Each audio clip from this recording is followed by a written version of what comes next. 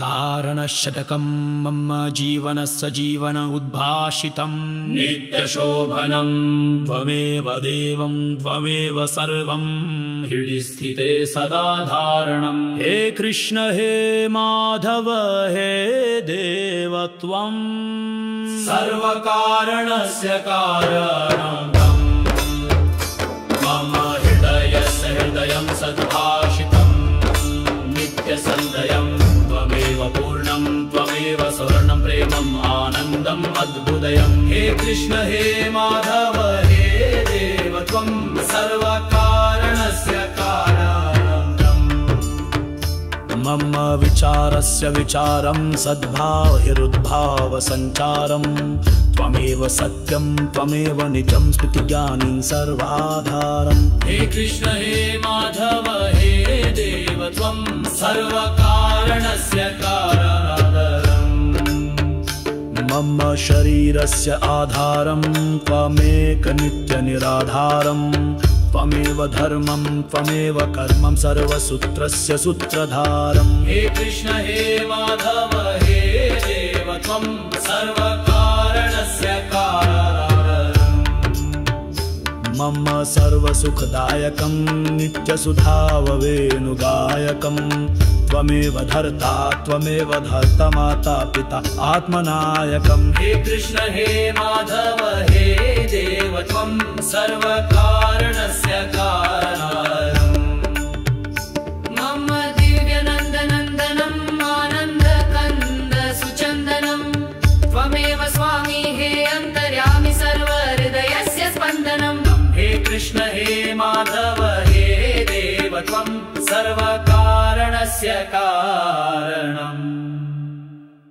कारणशतकं मम जीवनस्य जीवन उद्भाषितं नित्यशोभनं त्वमेव देवं त्वमेव सर्वं हृदि स्थिते सदा धारणं। हे कृष्ण हे माधव हे देव त्वं सर्वकारणस्य कारणं मम हृदयस्य हृदयं सद्भाषितं नित्यसन्दयं त्वमेव पूर्णं त्वमेव स्वर्णं प्रेमम् आनन्दम् अद्भुतम्। हे कृष्ण हे माधव हे देव त्वं सर्वकारणस्य कारणं मम विचारस्य विचारं सद्भावहिरुद्भाव सञ्चारं त्वमेव सत्यं त्वमेव निजं स्मृतिज्ञानी सर्वाधारम्। हे कृष्ण हे माधव हे देव त्वं सर्वकारणस्य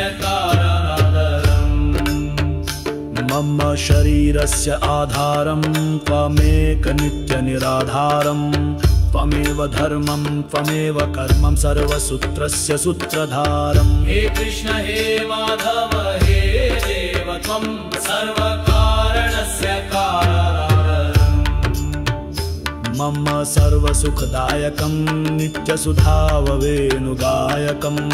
त्वमेव धर्ता त्वमेव धर्तमाता पिता आत्मनायकम्। हे कृष्ण हे माधव हे देव त्वं सर्वकारणस्य कारणम् मम दिव्यनन्दनन्दनं आनन्दकन्द सुचन्दनं त्वमेव स्वामी हे अन्तर्यामि सर्वहृदयस्य स्पन्दनं।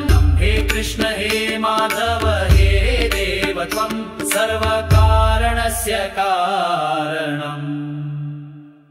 कारणशतकं मम जीवनस्य जीवन उद्भाषितं नित्यशोभनं त्वमेव देवं त्वमेव सर्वं हृदि स्थिते सदा धारणं। हे कृष्ण हे माधव हे देव त्वं सर्वकारणस्य कारणं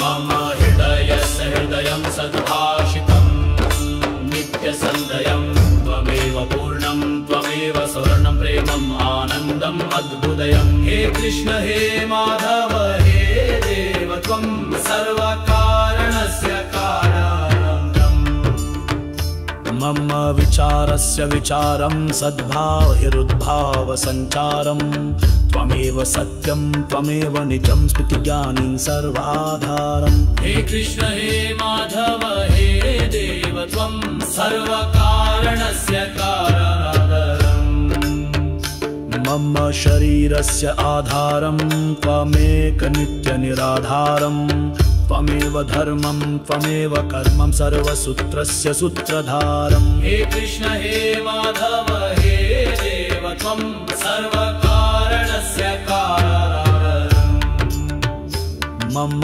सर्वसुखदायकं नित्यसुधाववेणुगायकं त्वमेव धर्ता त्वमेव धर्तमाता पिता आत्मनायकम् हे कृष्ण हे माधव हे देव त्वं सर्वकारणस्य कारणादरम् मम दिव्यनन्दनन्दनम् आनन्दकन्द सुचन्दनम् त्वमेव स्वामी हे अन्तर्यामि सर्वहृदयस्य स्पन्दनम् हे कृष्ण हे माधव हे देव त्वं सर्वकारणस्य कारणम् कारणशतकं मम जीवनस्य जीवन उद्भाषितं नित्यशोभनं त्वमेव देवं त्वमेव सर्वं हृदि स्थिते सदा धारणम् हे कृष्ण हे माधव हे देव त्वं सर्वकारणस्य कारणम्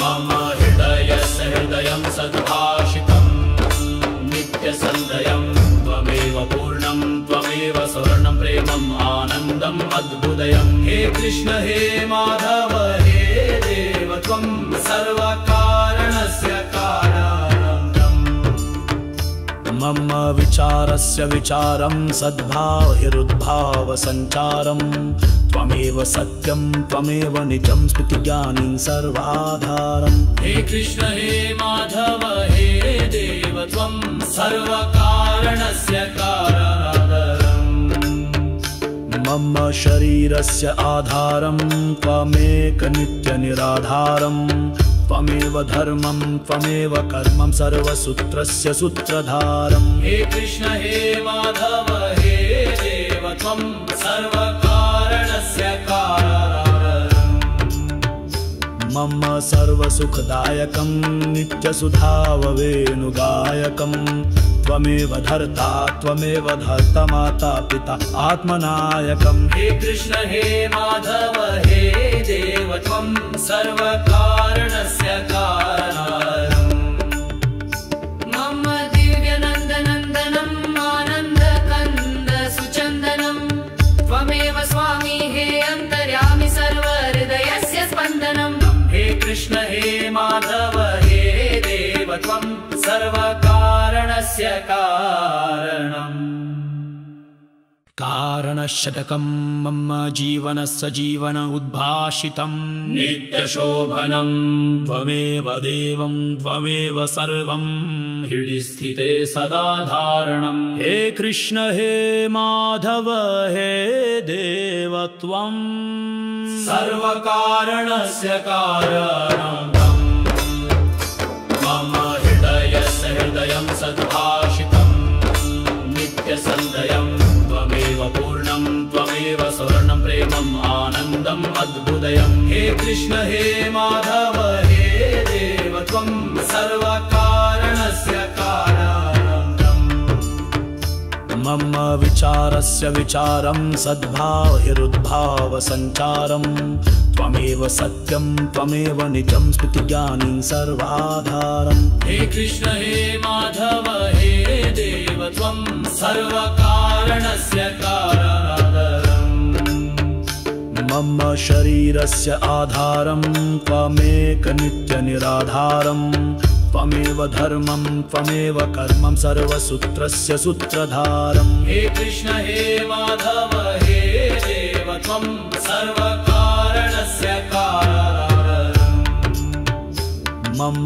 सर्वसुखदायकं नित्यसुधाववेणुगायकं त्वमेव धर्ता त्वमेव धर्तमाता पिता आत्मनायकम् हे कृष्ण हे माधव हे देव त्वं सर्वकारणस्य कारणादरम् मम दिव्यनन्दनन्दनम् आनन्दकन्द सुचन्दनम् त्वमेव स्वामी हे अन्तर्यामि सर्वहृदयस्य स्पन्दनम् हे कृष्ण हे माधव हे देव त्वं सर्वकारणस्य कारणम् कारणशतकं मम जीवनस्य जीवन उद्भाषितं नित्यशोभनं त्वमेव देवं त्वमेव सर्वं हृदि स्थिते सदा धारणम् हे कृष्ण हे माधव हे देव त्वं सर्वकारणस्य कारणम् मम हृदयस्य हृदयं सद्भाषितं नित्यसन्दयं त्वमेव पूर्णं त्वमेव स्वर्णं प्रेमम् आनन्दम् अद्भुतम् हे कृष्ण हे माधव हे देव त्वं सर्वकारणस्य कारणम् मम विचारस्य विचारं सद्भावहिरुद्भाव सञ्चारं त्वमेव सत्यं त्वमेव निजं स्मृतिज्ञानी सर्वाधारम् हे कृष्ण हे माधव हे देव त्वं सर्वकारणस्य कारणम् मम शरीरस्य आधारं त्वमेक नित्यनिराधारं त्वमेव धर्मं त्वमेव कर्मं सर्वसूत्रस्य सूत्रधारम् हे कृष्ण हे माधव हे देव त्वं सर्वकारणस्य कारणम् मम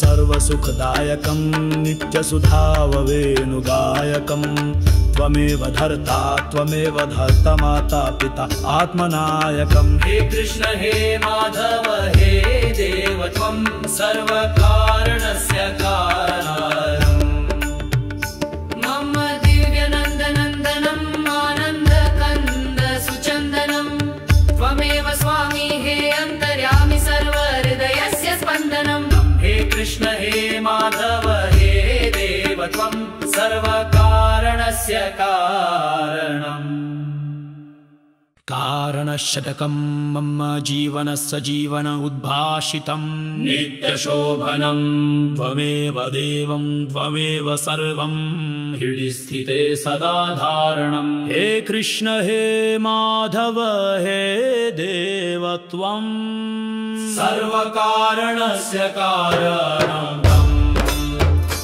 मम हृदयस्य हृदयं सद्भाषितं नित्यसन्दयं त्वमेव पूर्णं त्वमेव स्वर्णं प्रेमम् आनन्दम् अद्भुतम् हे कृष्ण हे माधव हे देव त्वं सर्वकारणस्य कारणम् मम विचारस्य विचारं सद्भावहिरुद्भाव सञ्चारं त्वमेव सत्यं त्वमेव निजं स्मृतिज्ञानी सर्वाधारम् हे कृष्ण हे माधव हे देव त्वं सर्वकारणस्य कारणम् मम शरीरस्य आधारं त्वमेक नित्यनिराधारं त्वमेव धर्मं त्वमेव कर्मं सर्वसूत्रस्य सूत्रधारम् हे कृष्ण हे माधव हे देव त्वं सर्वकारणस्य कारणम्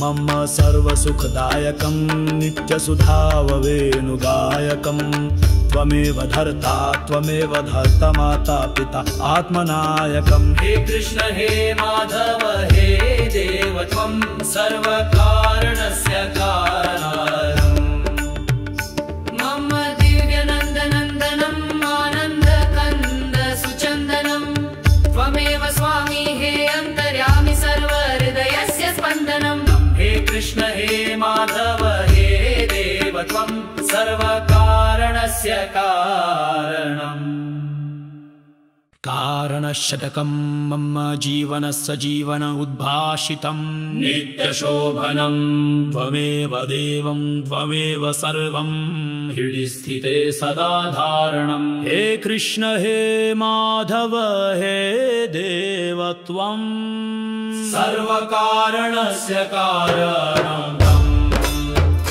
मम हृदयस्य हृदयं सद्भाषितं नित्यसन्दयं त्वमेव पूर्णं त्वमेव स्वर्णं प्रेमम् आनन्दम् अद्भुतम् हे कृष्ण हे माधव हे देव त्वं सर्वकारणस्य कारणम्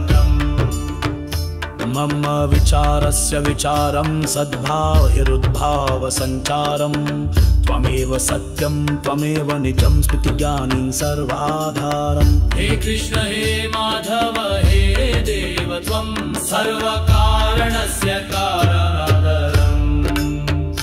मम शरीरस्य आधारं त्वमेक नित्यनिराधारम्। त्वमेव धर्मं त्वमेव कर्मं सर्वसूत्रस्य सूत्रधारम्। हे कृष्ण हे माधव हे देव त्वं सर्वकारणस्य कारणादरम्। मम सर्वसुखदायकं नित्यसुधाववेणुगायकं त्वमेव धर्ता त्वमेव धर्तमाता पिता आत्मनायकम्। हे कृष्ण हे माधव हे देव त्वं सर्वकारणस्य कारणादरम्। मम दिव्यनन्दनन्दनम् आनन्दकन्द सुचन्दनम् त्वमेव स्वामी हे अन्तर्यामि सर्वहृदयस्य स्पन्दनम्। हे कृष्ण हे माधव हे देव त्वं सर्वकारणस्य कारणम्। कारणशतकं मम जीवनस्य जीवन उद्भाषितं नित्यशोभनं त्वमेव देवं त्वमेव सर्वं हृदि स्थिते सदा धारणम्। हे कृष्ण हे माधव हे देव त्वं सर्वकारणस्य कारणम्। मम हृदयस्य हृदयं सद्भाषितं नित्यसन्दयं त्वमेव पूर्णं त्वमेव स्वर्णं प्रेमम् आनन्दम् अद्भुतम्। हे कृष्ण हे माधव हे देव त्वं सर्वकारणस्य कारणम्। मम विचारस्य विचारं सद्भावहिरुद्भावसञ्चारं त्वमेव सत्यं त्वमेव निजं स्मृतिज्ञानी सर्वाधारम्। हे कृष्ण हे माधव हे देव त्वं सर्वकारणस्य कारणादरम्। मम शरीरस्य आधारं त्वमेक नित्यनिराधारम्। त्वमेव धर्मं त्वमेव कर्मं सर्वसूत्रस्य सूत्रधारम्। हे कृष्ण हे माधव हे देव त्वं सर्वकारणस्य कारणादरम्।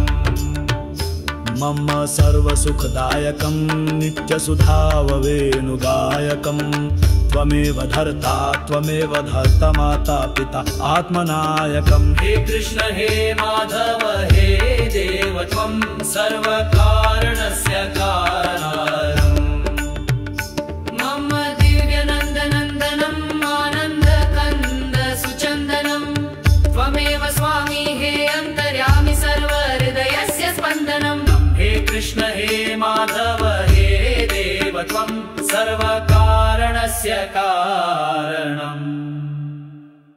कारणशतकं मम जीवनस्य जीवन उद्भाषितं नित्यशोभनं त्वमेव देवं त्वमेव सर्वं हृदि स्थिते सदा धारणम्। हे कृष्ण हे माधव हे देव त्वं सर्वकारणस्य कारणम्।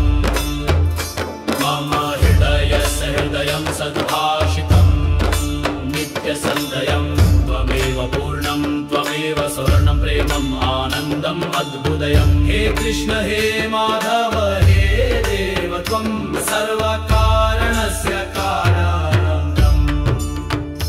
मम विचारस्य विचारं सद्भावहिरुद्भावसञ्चारं त्वमेव सत्यं त्वमेव निजं स्मृतिज्ञानी सर्वाधारम्। हे कृष्ण हे माधव हे देव त्वं सर्वकारणस्य कारणादरम्। मम शरीरस्य आधारं त्वमेक नित्यनिराधारम्। त्वमेव धर्मं त्वमेव कर्मं सर्वसूत्रस्य सूत्रधारम्। हे कृष्ण हे माधव हे देव त्वं सर्वकारणस्य कारणादरम्। मम सर्वसुखदायकं नित्यसुधाववेणुगायकं त्वमेव धर्ता त्वमेव धर्तमाता पिता आत्मनायकम्। हे कृष्ण हे माधव हे देव त्वं सर्वकारणस्य कारणम्।